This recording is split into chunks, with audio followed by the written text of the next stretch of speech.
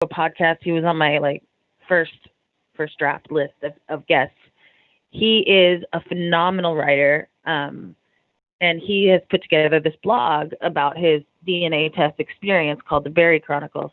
So whatever you hear today, I'm sure it'll be wonderful, but it will not be as good as reading his blog. So you definitely need to check that out at the Berry Chronicles. I think it's berrychronicles.com, but I'll verify that. Do we have David on the line? Yes, we do. Let me bring him on in right now. Okay. Okay, Dave, are you there? So I met Dave. Um, Yeah, I'm here. Thank you guys. okay. Dave and I met. We haven't met in person, I don't think, but he had this really cool concept YouTube show where he would have dinner. He and Armando Alvarez in Miami would have dinner and talk boxing, and I just thought it was the coolest format. And so I used to watch that, and over the years, we've followed each other on social media. And when he said he was launching this newsletter, I was like 100% on board. And it turned out to be so much more of just a really incredible story than I was expecting. So, Dave, welcome. How are you doing? I'm doing well. I appreciate you guys having me and for the intro. I love that you guys are doing this. And I'm a huge fan Yeah, of Leaving in the Ring. Oh, So, thank you. okay, so. Thanks, man. Appreciate it. me too. Of course, definitely. Um, so, Dave, why don't we start? Why don't you give us the basic, elevator pitch version of your story, and then we'll kind of dig in a little bit on, some of the pieces. Yeah, a lot of people, I've done the math. I think it's like 15 million people have done these, spit in the vial and send it in the mail type of DNA tests, whether it's, Ancestry.com or 23andMe, MyHeritage, those types of things. And it was Christmas 2016. I was sitting around a table with, with my own family and my sister and her then boyfriend's family, who she's actually getting married next month. But we were just talking about, funny stories that have happened, things that people learned, about their heritage. One kid that we knew grew up in the same town as us in Western New York. He had like an Italian coat of arms tattoo, like, on his shoulder, and took an ancestry test and found out he was totally Irish.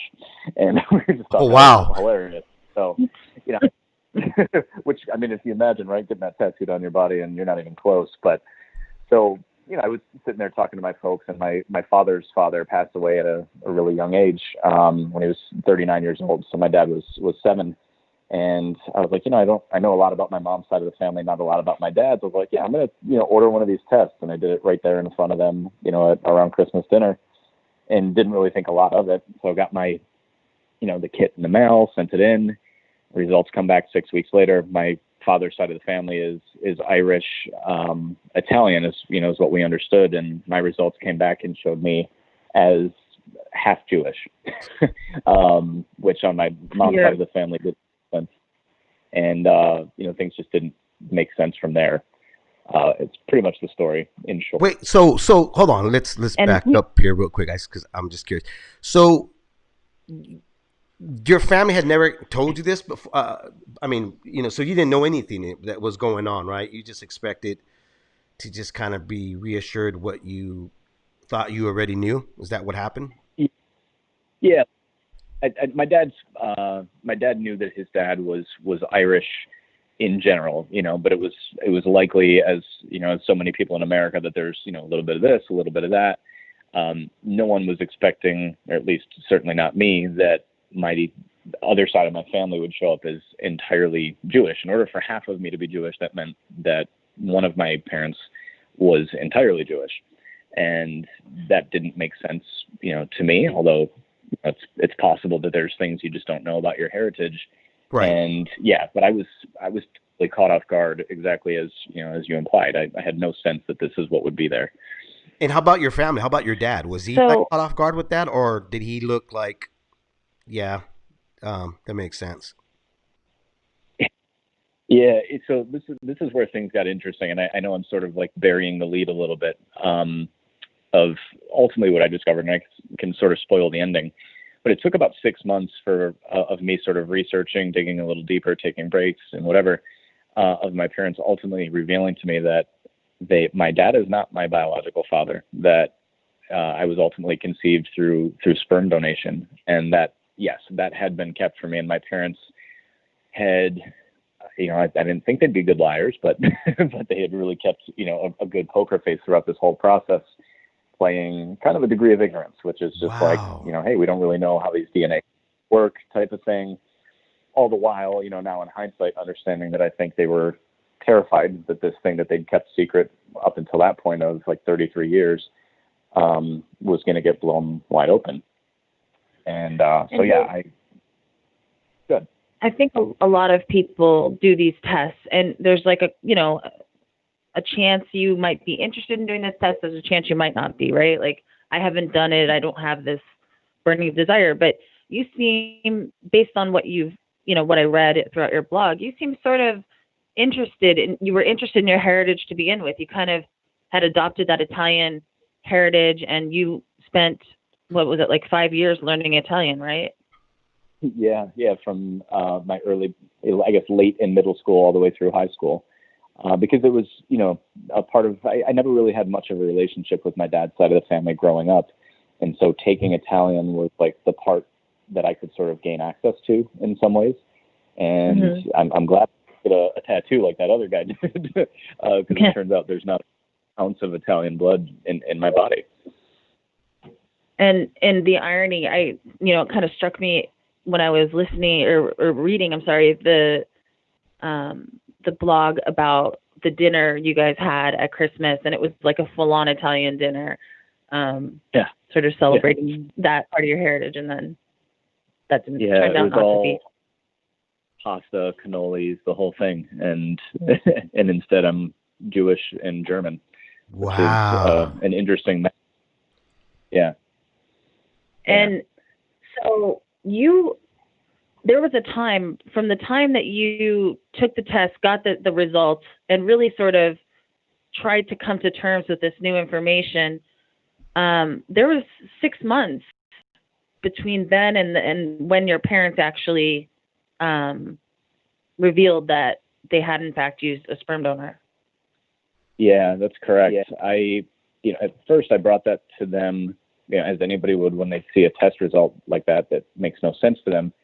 And they were like, oh, wow, we don't really know, how, what sense to make of that either. And they're like, how did that get in there? Thing that stuck out to me was I had. Right. Right, exactly. And like, that's peculiar. Too, because to some extent I allow to play ignorant too, right? Which is like, okay, well, my dad doesn't know a lot about his own father because he passed away at such a young age, so maybe he was Jewish. Like there was plausible deniability in there somewhere. Not as much as I needed, but enough of it to make me not think too hard about it. But I also had a very high match with a woman who I'd never heard of. And the Ancestry.com will give you sort of a prediction of like the types of relationships you could have. So in this particular match, it said this person is close enough to be a grandparent, a first cousin, an aunt, or a half sibling. And so I immediately start going to the thing that feels most logical. Now, at that point, an aunt wouldn't make sense because I would have grown up with one. A grandparent, I knew who my grandparents were. A half sibling just was not even on the radar because, I grew up with a sister and 2 parents, and that was our family.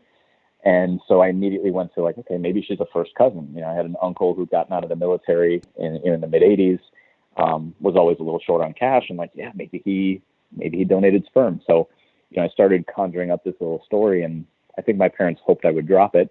But they also didn't want me going around accusing an uncle of being a sperm donor. So they were like, just don't go poking into that, type of thing. And I was still kind of oblivious. And, I sort of let it go for a little bit. As I continued to hit a wall, this girl that I'd matched with, we exchanged messages, and she told me she'd been conceived through a sperm donor. So that's when I assumed it could have been my uncle, but neither of us had any more insight. And until around September, at this point, I guess, of 2017, so in a funny twist, my wife is adopted, and so is her sister. Her sister came over that night in September and said, "Hey, look, I want to tell you guys I found my biological half sister and my biological father. And she was telling us, all these measures of common DNA that she has with this half sister that she found on Ancestry. And she's, telling us the numbers. She's like, yeah, we have over 1,100 centimorgans, in common. The centimorgan is a measure of shared DNA between you and another person. And so I'm sitting there listening, and she's saying this. I'm like, wait a second. I think I have more DNA in common with this girl that I matched with, 4 or 5 months ago than she does with her own half sister. So she's talking, and I'm pulling open the website again, and this girl and I, her name is Morgan. We have over 1,500 sentiments in common. So immediately alarms start going off in my head that I've stumbled on something, and I don't know what what the details are, but I'm really starting to smell that something's off. And Morgan and I, we upload our raw data from this DNA to a third-party site called GEDmatch. And what that site basically does is it'll tell you if you share paternal or maternal DNA. And so we, uploaded our information to that, and it takes a while for the information to process. The next morning, we learned that we have paternal DNA in common and another match. We have a brother. Wow, that's crazy. Or at least that's what it predicted. It predicted that we had a half brother. So I called my parents to the altar on that night, and I was like, look, there's another one, and it's saying that we're half siblings. I was like, I'm not accusing anybody of anything. I'm just telling you what these numbers say. Right. And sort of went to bed that night, and we're like, look, sweetheart, we're really not sure what it's about. We admit to not really understanding a lot about what's in there. And then the next night I got a phone call from my father. And at first it was a text message. And I get a text from my dad. He'll text me once in a while, but rarely, at the time of night that he did. And I looked down at my phone, and I just felt in my gut that something was going to happen. He was going to tell me something. And I called him, and he was like, are you home? And I said, no, I'm about to get in the car. And I was like, all right, I got Bluetooth in my car. I can talk. And you could tell he was reluctant. And I was like, Dad, what? I obviously know something is going on. What is going on? And he said, I know you've been digging into this DNA stuff, but you're trying to find information about, my father and, my family. And I just want to let you know you're not going to find it. And I immediately had this, sense that this truck is going to get pulled over me because, for 6 months he's been saying, I don't know how this DNA stuff works, and now all of a sudden he's certain that I'm not going to find, information about his father, and he tells me that I'm not his biological son. Wow, man. And that's a hell of a phone call to get. I'm curious, Dave. I'd like to kind of backtrack a little bit if we can, man, if it's possible. Yeah. I took you down a rabbit hole pretty fast. Yeah. I did the whole Ancestry thing just about 3 months ago, I think. A little bit, maybe a little longer than that, and my wife actually got it for me for my last year for my birthday, not this one that just passed, but and I sat on it. Because I was like, do I really want to know everything about my family, blah, blah, blah, because I kind of pretty much thought I know everything about my family. I know everything about my dad, about my mom, but then I went, I'm going to go check, right. But I didn't get hit with nothing that I didn't know, but it was in the back of my mind. Wow, what if it ends up like this? These are not my parents, right? So my question for you is, okay, so you do this. What were the emotions you were going through, immediately when you started putting things together? Were you in denial for a short bit? This is just kind of weird. I'm going to leave it alone. I'll let it sit there. Or were you upset? Were you slowly getting angry, going did my parents lie to me? Am I being a fool here? Did I just get duped into believing something for so many years? That's a good question. At first I think part of me was hopelessly naive, or hopefully naive. Right. In the early stages where I was like, I believe, like so many people did, that like the family that I have is my family, biological and otherwise. I never had reason to question it. And people always ask me, like, well, if you never looked like your dad, didn't you always just wonder? And I was like, well, yeah, maybe a little bit, but I was like, well, I look more like my mom, and it just sort of is what it is. I didn't go to such great lengths. And then part of you just wants to do everything you can to reinforce the story that you've always been told. It's not in anybody's natural, instinct to say, hey, I have a reason to believe that I've been lied to or withheld a certain truth for my entire life. I will say I only became sort of angry, is maybe, it's not entirely the word, but it's not wrong, but in the last week before I found out, because I continued to get information that made no sense, and my parents didn't seem interested in helping me, uncover it. And I'm like, well, at a minimum, I think that I have found, my parents' niece, my first cousin. Why is no one interested in understanding that?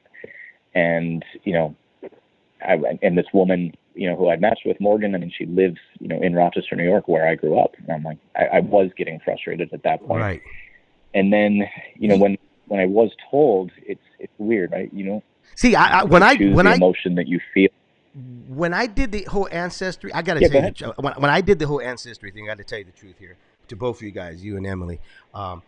I was actually kind of hoping it was going to come back and say, these are not your parents. And I was going, oh, it explains everything then, that's the reason why I am the way I am. But no, I was disappointed, man. I'm going to have to call them up and let them know, like, they really dropped the ball for me. No, I'm kidding. I love your mom. I love you, Dad. But continue, brother. Dave, you mentioned that you knew your parents had struggled to start a family. They had told you that. So I don't understand how you'd have that conversation in context and them not say, and here's how we ended up doing it at any point. I know.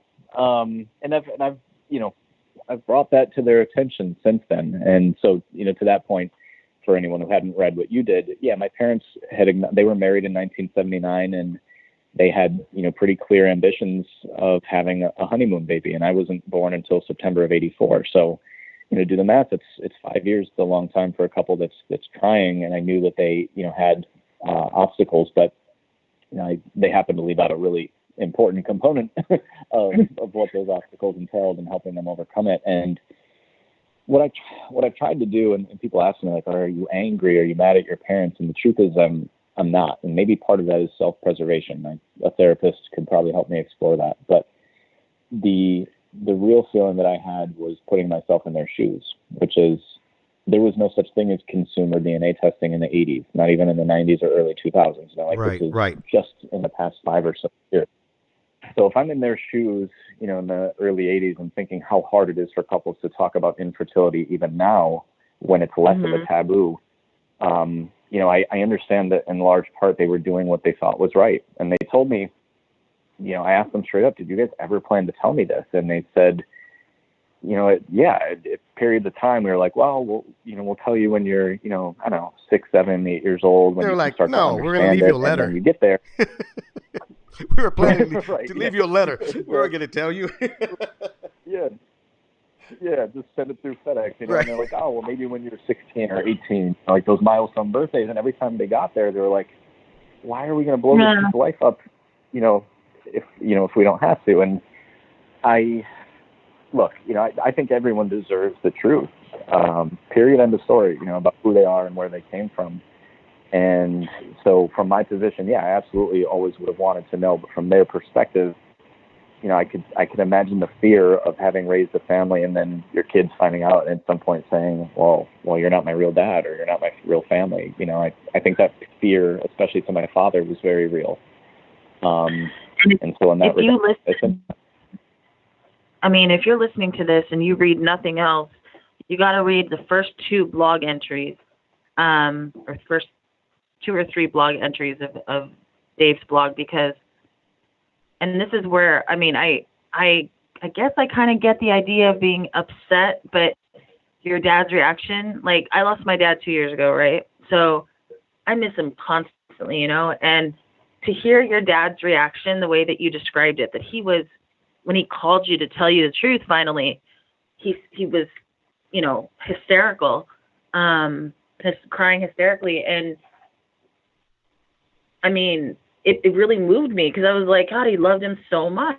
Like there was never, you know, That's the scariest I guess thing, I think. maybe, it, yeah, like he would be afraid that you would turn on him, or You're and it's right. similar to just reading her the same when you were concerned about your sister finding out, like your sister that you grew up with finding out, Yeah. you were afraid that she would pull away from you. So it's kind of the same sort of feeling, no? Yeah.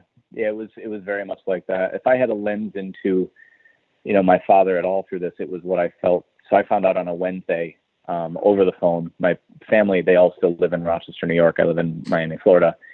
And, they told me, once the first wave of tears subsided, that they said, we would have wanted to tell you in person, but you were just so close. It would have seemed weird to say, hey, Dad's going to fly down to Miami for the weekend, but they wanted to wait a couple of days to tell my sister in person, and they did. And so it was 2 days between me knowing and my sister finding out. And those 2 days they were torturous. I would never want to go through anything like that because my sister and I are very, very close.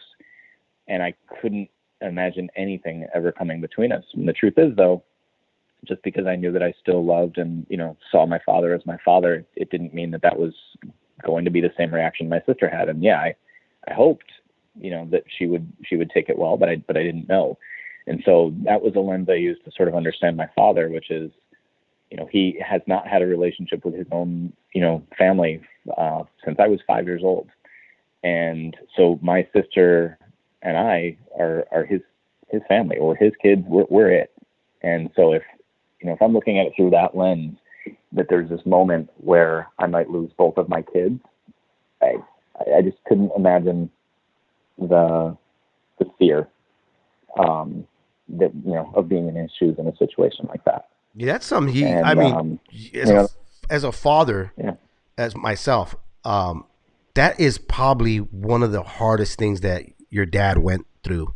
You know how many sleepless nights, or him having this conversation in his head of how he's gonna break this to his son. Because yeah, I always tell my kids that you don't know love until you have children of your own. Like, I mean, you're gonna love your spouse, your whoever you decide to live the rest of your life with. But when it's regardless if it's your flesh and blood, when you raise a child from the beginning and you put your whole heart into it, man, there's nothing that will ever replace the feeling of your kid's eyes looking at you. Nothing will ever replace that. Yeah. yeah, yeah. I'm And it's not the lens fortunate. that I have Yeah. yet. Sorry, I didn't Um, mean to cut you. no, I was just gonna say that, my husband, he when I met him, he's a dad, but he has a son, on the weekends sometimes. Sometimes it'd be months, in between because his mom would move out of the state. And I'll tell you, like, the way that he is with Nicola, like, it's been so amazing to watch. He is so absolutely head over heels in love with this kid. And it's really kind of, I think it's brought us really close. Like, I didn't expect that, but it's brought us closer, just Hey, enjoying being his parents. yeah, yeah. Yeah. Dave, I got a question. Does your dad have that old school Italian accent, like the soprano accent, or no? No, he doesn't. And it's funny because the question I originally set out to answer was, how much of him is Italian. I know that his mother was born in Italy, but his father, we still believe was Irish. So, but because his mother had lived in the United States most of her life, yeah, the influence of the Italian culture on the family was smaller than it would be perhaps in other families.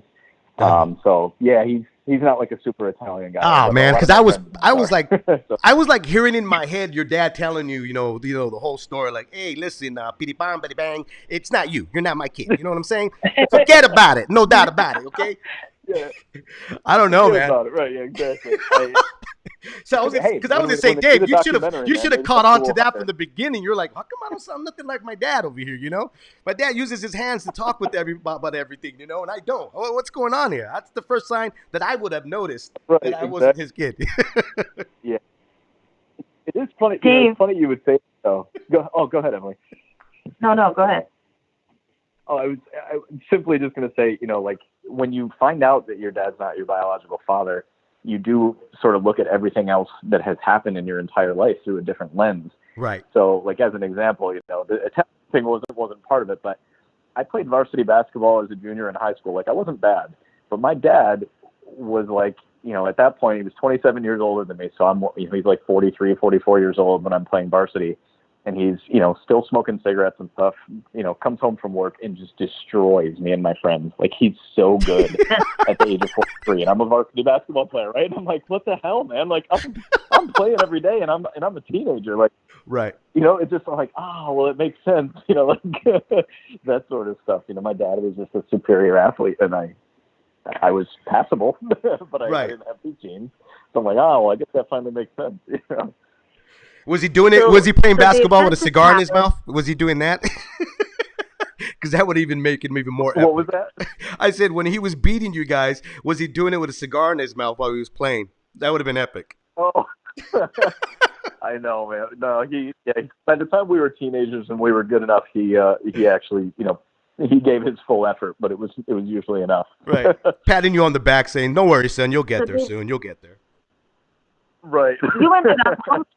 How many siblings did you end up with at the end of all of this so far? Because I'm assuming this is like, you know, an ongoing thing, right? It is, yeah. So basically when on the day that I discovered my father, you know, was not my biological father, I was essentially given two half siblings because I'd found, you know, one of them who I'd been communicating with. I'm sorry, my dog is whining here. I'd been communicating with one of them for, you know, about 6 months through messaging. That was Morgan.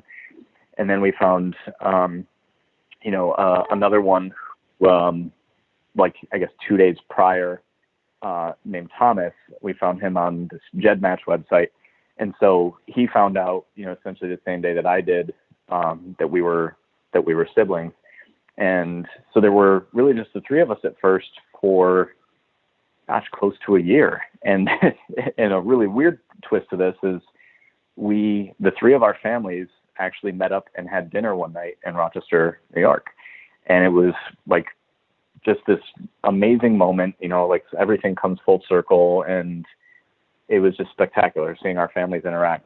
And we go to bed, and the next morning I wake up to a text message from Thomas saying, there's another one. And we were oblivious to the fact, naive to the fact that there could have been anything else.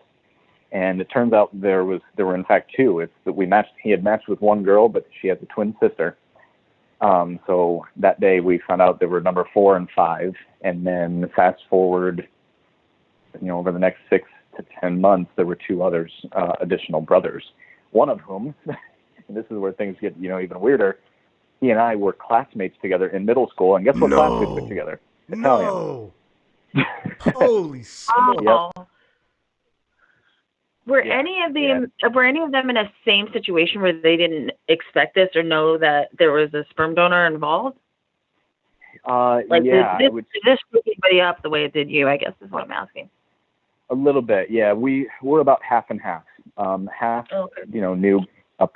So, you know, Morgan, for example, her father had been in a motorcycle accident and was paralyzed early on in the parents' marriage. So, you know, they wanted to say pretty plainly, like, hey, you know, obviously dad would not be able to conceive through normal means. This is how you were made, type of thing. Thomas, his mother, is a lesbian, and, you know, obviously there were no men in the picture growing up, so she always was clear with him. But yeah, for the most part, the rest of us were discovering this sort of anew. Wow. And, you know, yeah. Are we going to see you guys in an Ancestry commercial? I don't. Some of them are not, you know, too keen on being as open about the story, I guess, as I have been. But yeah, I wouldn't rule anything out. You guys can all go on a commercial like this where it says, "Are you my daddy?" That would definitely would work. You know. Yeah, exactly. Hey, Dave, Oh, that's let me ask you hysterical. this. Let me ask you No. this. Um, which one of your siblings didn't take it as well though? Like, which one of them was having a really tough time grasping the truth of about what was going on?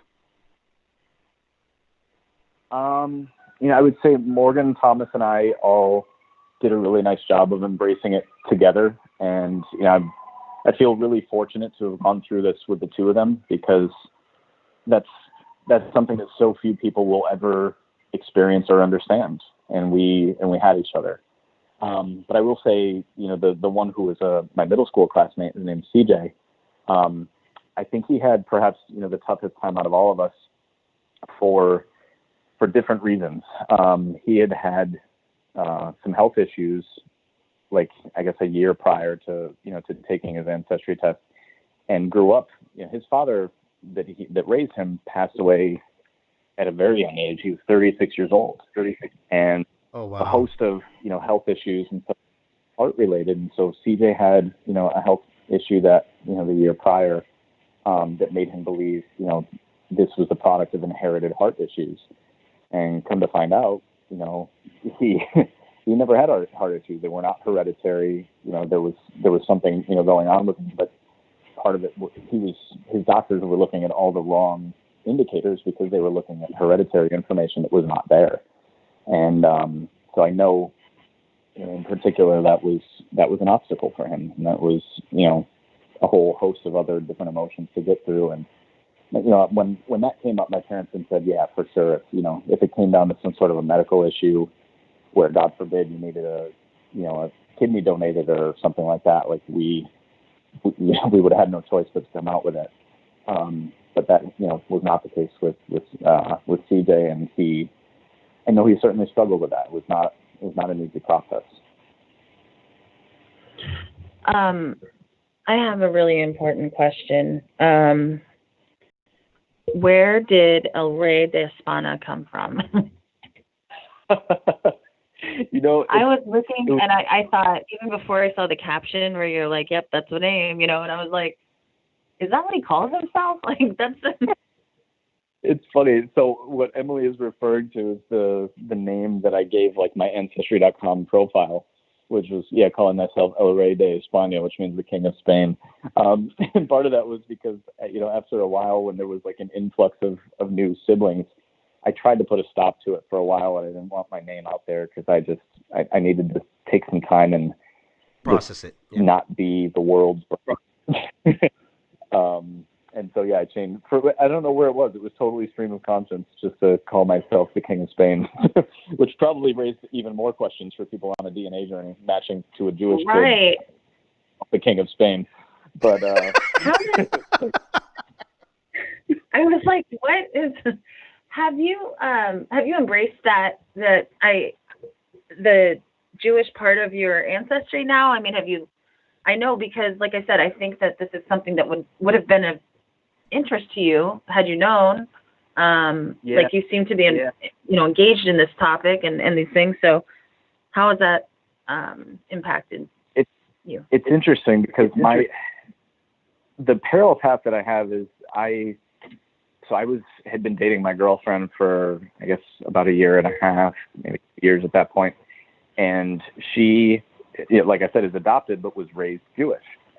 So and it was funny because I always felt like the outsider, around like her family and stuff, as, anybody who knows, the Jewish community knows they're really tight knit and, tend to be cliquey, like the way a lot of, other, ethnic groups are. They just, they stick to a lot of their groups of people and stuff like that. So part of me felt like an outsider, and her mom, had never held it against me that I wasn't Jewish, but on the first Passover, when she found out I was, announced it to the whole family. Oh, she came and hugged you. She came and hugged you finally. Yeah. Oh, yeah. She was, yeah. For the first time, right? No, no. She's always been great to me. But some of us, or one of us. Yeah. She finally invited you to the table for dinner. Here, come sit down, Dave. Served you first. Right. Yeah. The tribe, they call it. Yeah. So So it was interesting because I had a new lens into the experience of my wife. But here's one of the things that I don't want to say I've battled with it, but it's been, like a question mark in my head is, the history, of Jewish people and how much of their identity, for better or worse, is wrapped up in this major atrocity. And part of me felt like an imposter to try to adopt that heritage, because I've been masquerading, like sort of wearing a mask, like through my whole life, just, operating as like this European without, blonde and blue-eyed, essentially, now bald and blue-eyed, but, but like never Mom. really being able, yeah, exactly. But never really being able to, or not having to suffer any of the obstacles that come with maybe being like saying that you're Jewish or being Jewish, because I'd never faced any of those obstacles that they had. So part of me has been, I don't want to say reluctant, but like I've never wanted to pretend to have been Jewish the whole time, when the reality is I just discovered it, and that feels insincere to like fully adopt that heritage. But in an interesting way, it's helped me understand and feel closer to my wife and her family and their experiences and traditions, and that's been pretty cool. That is cool. Yeah. I want to ask you some business questions because I want to get your opinion on some stuff. Yeah. Dave, do you have any other DNA questions? I think I'm going to do this. I'm going to do the Ancestry DNA. So one of these future shows, when I get it back, I'll let you guys know what it says. But that'd be look forward to nice. that. I'm interested now. Yeah. No, it is really interesting. I ended up finding out a lot of stuff Ancestry that I have that I didn't even know. I was like, what the hell? Like I got like 2% French. I was like, wow. Yeah, right. Yeah. I'm like, okay. Oui. Yeah. What's the best one to get? Is it Ancestry or 23andMe? You asking me? It's interesting. I think a lot of Either of you guys? David, you can answer that. I just used the Ancestry. I mean, I haven't never heard of the 23. So I mean, like I said, but this was a gift. I think my wife was trying to. I think you know what? I think my wife was hoping that it was going to come back and say my parents weren't my parents, so that she could now finally justify disowning them and not wanting to go and visit them. I think that was the plan, and it backfired. Don't say that. What if her parents are listening? That's not cool, Dave. It's what are you okay. doing? It's okay. My parents know. The good thing is my parents got a good sense of humor. The good thing is my parents are about as warped as I am, so they got a great sense of humor. And yeah, Emily, to your question, I would say once upon a time, 23andMe was known a lot more for like the traits that come from your DNA and what they say about you, whereas Ancestry was designed to be, for like building family trees and that sort of thing. But both of them have kind of caught up with each other now, in that sense, where they're able to tell you based on research of people who share your DNA, different biological traits and things like that, where like predictors of, anything you can imagine, like your ability to digest protein, like stuff that's that granular, and up to, more generic, like your propensity to, gain muscle easily or whatever. But, so yeah, both of them offer those now, and it can be pretty fascinating, provided that you don't encounter any major secrets in the process.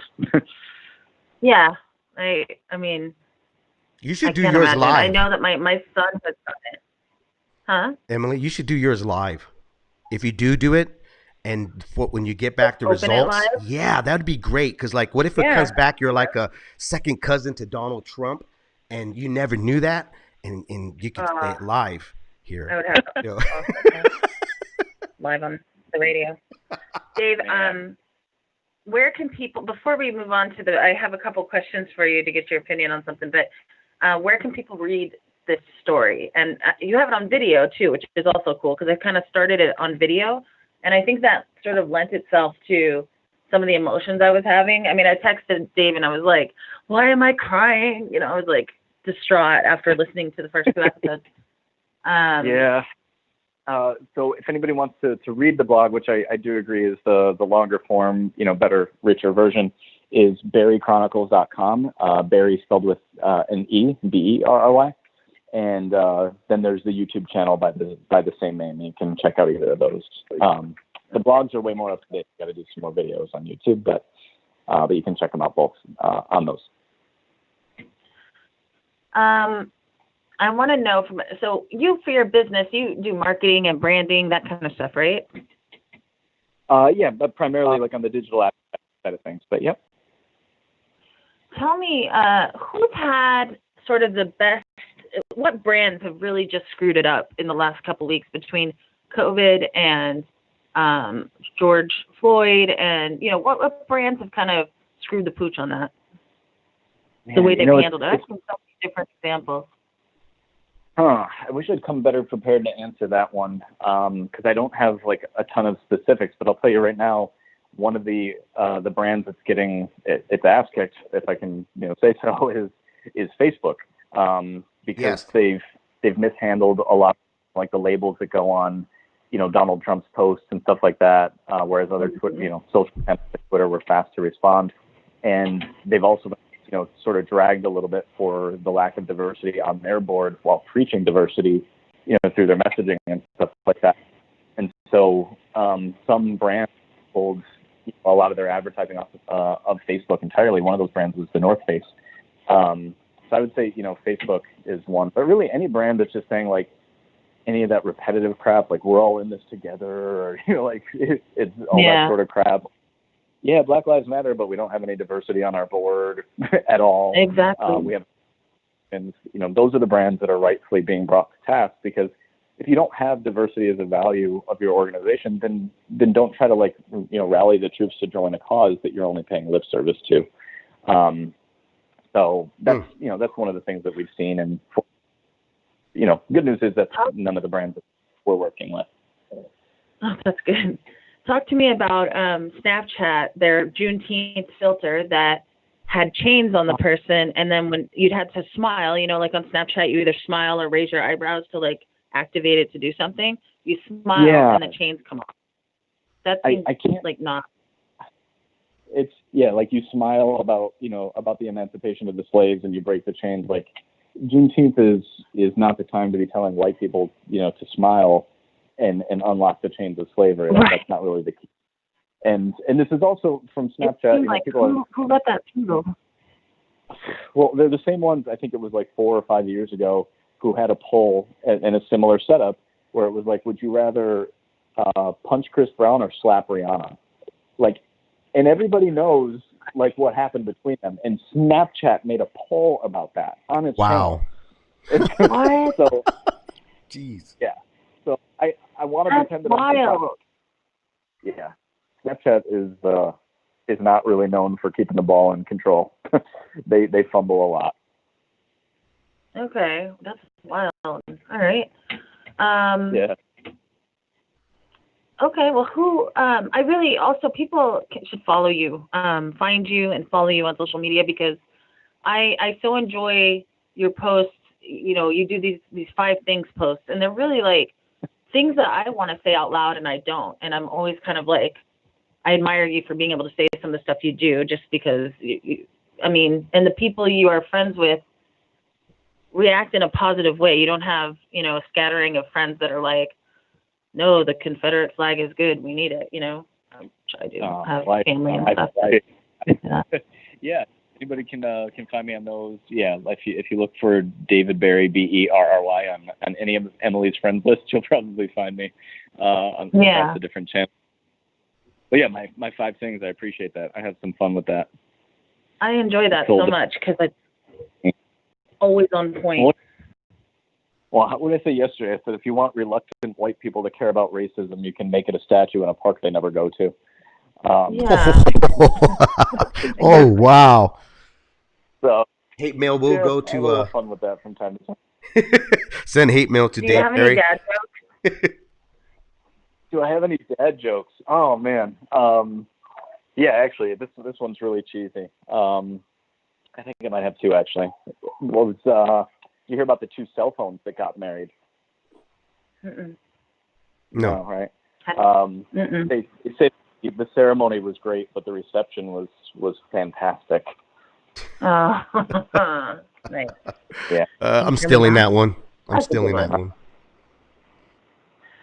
My dad, Yep. one of my favorite memories of my dad, he was really funny. Like, I wish I could remember all of his jokes. I know that when my brother took his girlfriend to my dad's work to meet him, my dad said, "Where's her seeing eye dog?"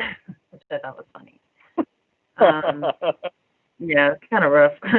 But every Christmas is my favorite thing to tell. Like, I really love Christmas. I always have. And, you know, my dad on Christmas would always work because we had to be at my mom's in the morning anyway. So he would take the shift so that the younger guys with young kids could be home with their family. And he was a houseman. So when you're at a hotel and you call, you know, can you bring me an iron or a crib or whatever, he would be the one to do that. And on Christmas, he works at the Camelback Inn, which is like a really high end resort and hotel here. It's like one of the top ones, if not the top one here in town. I mean, I guess the Biltmore's nicer, but he would wear a Santa hat. But my dad had a similar sense of humor to me that he would put cardboard in the hat and wear it straight up, and it was just the most hilarious thing. Like, just such a goof. Like, he did stuff like that all the time. And dads can get away with that.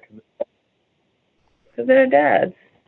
Yeah. Well, and the whole time I was listening to your description of your dad's reaction, it kind of like physically pained me because I'm like, you're so lucky to still have your dad, and he obviously loves you so much, and it's such a fortunate thing. And He's lucky to have like really lucked out, and that's wonderful. Yeah, and you know what? He's really lucky that he has a son. He raised a son that's understandable, and you know, the guys are still able to keep your relationship strong, man. That's pretty awesome.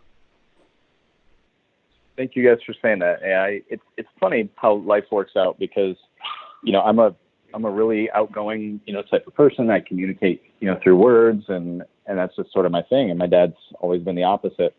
And in a really backwards way, if this had never happened, you know, my father and I would have always had a nice relationship, but maybe not a great one. And my father and I now, since this all happened, talk more than ever about more, you know, than ever. And it's because, you know, my dad, for any, you know, number of reasons about his own upbringing, is, you know, just kind of a guy who's kept a wall up. And it's kind of hard to keep a wall up that high when, you know, the biggest secret that you've ever had is revealed. Then what else are you going to keep to yourself after that? Do you ever goof on your dad about? Really helped. You ever goof on your dad about the whole situation to lighten it up? Oh yeah, like joking with him and stuff. Yeah, I mean, we've really made light of it and stuff like that. You know, the basketball thing comes up a lot because that was a really big part of my relationship with my father. You know, all through growing up, we were, you know, Michael Jordan was coming up, and, you know, when I was a kid, and that was everything, you know. So we'll still talk about sports, and he has no bones about telling me that he could probably still whoop me now. You know, at this point, my dad's 62, and so yeah, we'll talk about those things, and, you know, the fact that, who knows, you know, anytime on Ancestry.com DNA test goes on sale, I'll probably have another couple siblings in 2 months. Right. Up a lot. So, yeah. Which is funny because it's happening right now on Father's Day. They always go on sale. I just saw it when I pulled it up. I'm like, I'm gonna buy it now. It's $59. Yeah, exactly. That's as good of a deal as you'll get. So check in with me again probably 2 months from now, and I'll have more for you. But yeah. So we're able to. And then it'll turn out that you and I are siblings. God, wouldn't that be something? That would be something, but I mean, it can't. You have to have like a custom. I know my dad. My son did the DNA test, and he met a woman through that was my dad's cousin. So we didn't. I knew of her, but I never met her. So I know at least it tracks back for my dad. Now my mom, I mean, she gave birth to me, so, and I'm just like, we have the same mental health issues, so that apple didn't fall far from that crazy tree. So that's true. From that crazy tree. That crazy tree. The apple didn't fall far from the crazy tree. Do we have any callers with dad jokes, Dave? Let me check here. I'm not sure. Let me check. Yeah, no, we don't. We don't, not yet. Yeah. Okay.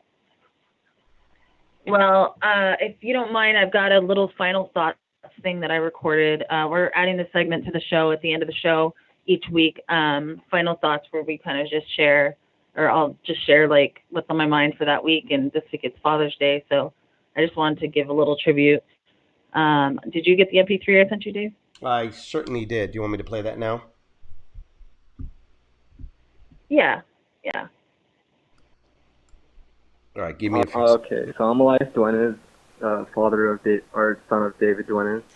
So I wanted to talk to you today because it's Father's Day, and Mm. do a brief little interview with you and get your opinion on some things and just ask you some questions about your dad. What? Tell me your first memory of your dad that you remember. The first memory of my dad was I was coming home from school, Mm-hmm. and I remember the look in his eye was kind of different today, and I was like, oh, something new? And he was like, we're gonna go to the movies today. And I was like, okay. So he took us all to the movies, and we went to go see some random movie. Mm-hmm. And actually, I'd actually want to. Hold on. That's actually a really tough question because I don't know. A lot of my memories have my dad because my dad was just very spontaneous. So Okay. I remember days that he would just pick me up from school randomly and he was like, "Want to go see a movie?" And I would just be so excited. And I was like, "Yeah, of course," because when you're a kid, you get pulled out of class. There's always like excitement, especially when you don't know why you're leaving. Yeah. It was like cool. Okay. What would you say is something that he does that he doesn't realize that you notice that makes him like a good dad? What kind of example does he set for you that you're like, I'm really glad he's my dad because he sets this example for me? My dad's a complicated guy. Oh wow. He's very stern and he's very set in his ways, but a lot of his ways are always for a reason. What I appreciated very much, which I still do, is how clean he was. My dad was very clean, never liked a mess. Made a mess, he would fix it up. And I don't know, my dad was always this super clean guy that I just always appreciated because he respected his stuff, made you really respect everything you have, and makes you not very much spoiled because makes you appreciate and take care of your things well. Yeah, he's a pretty he works really hard, right? Like he works really hard to make a good life, I think, for his family.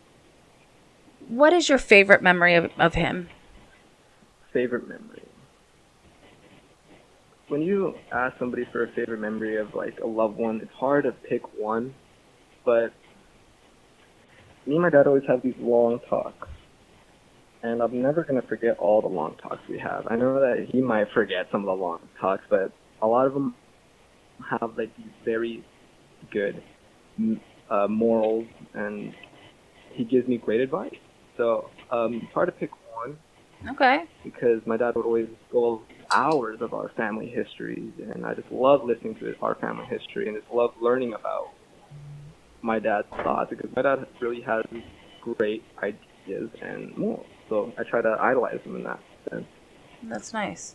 When you have kids, what do you think is going to be, what are some lessons or things that you want to carry forward that your dad has taught you or the way he's been a parent to you?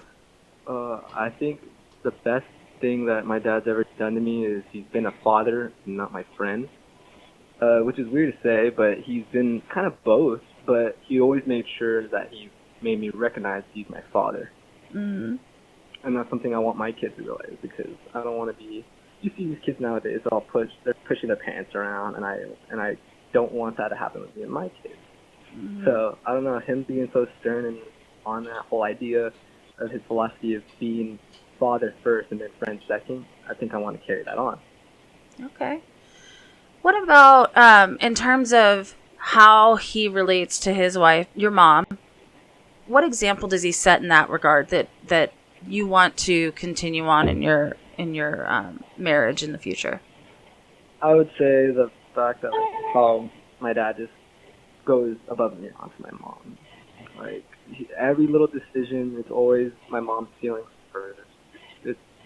If he sees something my mom doesn't like, he'll immediately start talking bad about it, just so my mom would, be like, yeah, get her in her own little mood.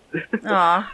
Sort of. He would sit down and watch these boring X-File factions of just murders that my mom loves but he hates. Aw. That's nice. Just that sort of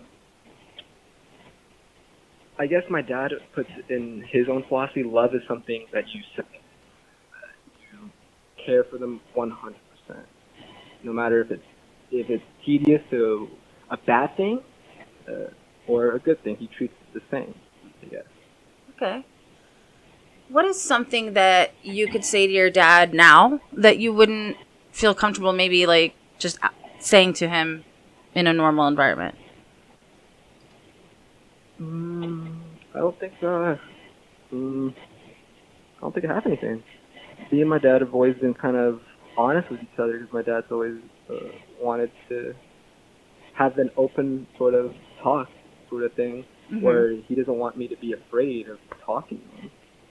Yeah. So what about your brother? What have you seen in their relationship that kind of makes you happy or makes them happy? My brother and my father have like a tough love relationship where it's just you got to be persistent, I guess. And my dad is just one of those guys that doesn't give up, and he's just gonna be by his side 24/7. And I know that. My Uh-huh. brother doesn't know that, but he does it. So just to kind of round out the end of the interview here, what do you want to say to your dad on Mother's Day? I just want to say how proud I am of the podcast that he is because I see every video. I'm subscribed. I watch almost every one. I'm just proud of him that he's following his dream because my dad has always been an entertainer, and I can tell it. It's in his blood. He's a singer, and he wanted to be a movie writer. He just has that entertaining vibe that he can just grab anybody and talk to them. Just has that personality, and I admire him for that. So Okay. thank you, Dad. Awesome. All right. Well, thank you so much, Elias, for coming on the pod. Your dad won't know until we play this what you've said. So, what's your favorite dad joke that he's told you? Because I think we're taking calls of dad jokes. What's your favorite dad joke? Oh my God, my dad would always be like, you know what, Mexicans like to talk. So when they talk, they say things a little different. So, cheese. So she'd be like, thank you. Cheese out of my life. I'd just be like, oh, Dad, stop. All right. Well, thank you so much, Elias. You're welcome. Wow. Happy Father's Day.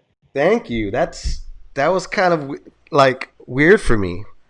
I actually had this little I don't sound know if I'm gonna bites. get like kicked off the network or what. No, but I definitely had this. This might be the last episode of Emily Talks. I don't know. That was a real surprise there, man. Thank you for that. I'm very very close to my kids and stuff. I was gonna have this music in the background for Dave when he was on. We were interviewing him, but I guess I might as well play it for myself here while I'm telling you all how I'm feeling right now about this surprise interview that he just gave me. You know, um, What's wrong with it? that was awesome. No, that was great. Man, Okay. that was. Thank you so much. That means a whole lot to me, man. That you got my son, my So youngest I'm one. not fired. Yeah, I know my oldest one is going to be Yeah. tough to get older because he's I tried working to all the get time. them. I tried to get the rest of them, but it wasn't working out. Yeah, my oldest boy, he's working. He's like, he's out and about and stuff. He's working like a lot of long hours right now. He's happy that he's back at Yeah. work and stuff. But yeah, man, that's what's funny. Like my kids never really tell me um what they were saying right now. Like a lot of it's the first time me even really hearing this because I am a dad that's always been very strict with them, and they've always questioned that. They've always been like, why can't I do this or why? Because like I never allowed my kids to do sleepovers. Never did that until they were 18. You believe that? And then I allowed them to like Yeah. go with their friends and stuff. But and it was just because the way I had grown up. I grew up in a very dysfunctional home, and my old neighborhood was pretty bad. I was a very troublesome kid, and I didn't want my kids to live through that. So I always worked very, very hard to give my children a chance of living a different way and seeing things through a different. I'm going to take Dave's a line, different lens, and so thank you, man. I Yeah. really appreciate that. That was. That was very So happy Father's Day. yeah. Thanks. Thank you. Happy Father's Day to is Dave still on the line? Happy Father's Day to your dad. So here, thank you guys. Yeah, and happy Father's Day to Louis, my husband. He is the best dad, and I have other dads in my life, and I appreciate them as well. So I'm very thankful for the dads and the dad that I had, and I miss him. So Hey, I do got a thank few you of the. guys. Thank you for coming on today. I do have a few dad Huh? jokes if you want to hear some. Yeah, let's fire it up. Okay, I got a good one here. You could use this one for your dad there, Dave. What do you call it when Batman skips church? I don't Don't touch know. on that one. Kristen Bale. That was a good one. That was a good one. I think Louis will enjoy that one. I'm going to tell Sam. That's better the second time. I Yeah. like that. What is the difference between a tire? This is for Dave. This is a joke actually that I had for you, Dave. There you go. What is the difference between a tire and 365 used condoms? It's gonna be something about rubber. One is a good year. I don't know. One is a good year, and the other is a great year. That was a good one. All right, my last one. With your permission, of course. My last one. My last one, and then I'm done. Okay. What did one saggy boob say to the other saggy boob?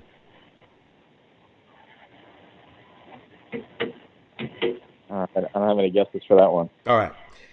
If we don't get some support soon, people are gonna think we're nuts. Nice. That was a good one. That's it. I gotta That's all share I all these got. with my older kids. Yeah. All right, guys. Thank you so much for coming on the show. This was a fun show, and I really definitely follow Dave. Follow his story. We'll check in with him when we do my live ancestry reveal. We'll get you on the show again if you're available, and you could be here whenever I find out that I'm whatever. I don't know. So what I've been told is I'm mostly a quarter Italian and then some English and German. That's what I know, but we'll see. All right, guys. Let's spit Bible. I appreciate you having me very much. Yeah, no problem. I don't actually have final thoughts prepared because I was doing the interview for Dave, but I hope you guys have a great weekend. The listeners, thank you for listening. Share with your friends. And I will talk to you next week. Next week we have Susie Dote, who is a death investigator. And she does medical examiner type stuff, but for homicides and prison deaths and that kind of thing. So she's going to talk about what she does in her job and some of the stories she's come across. And it should be really super interesting because even the little primer she sent me when I booked her was just so crazy. So I can't wait for next week. So definitely tune in then. Every Sunday, 10 a.m., emilytalks.com. And we're part of the Leave It in the Ring radio network. So thank you.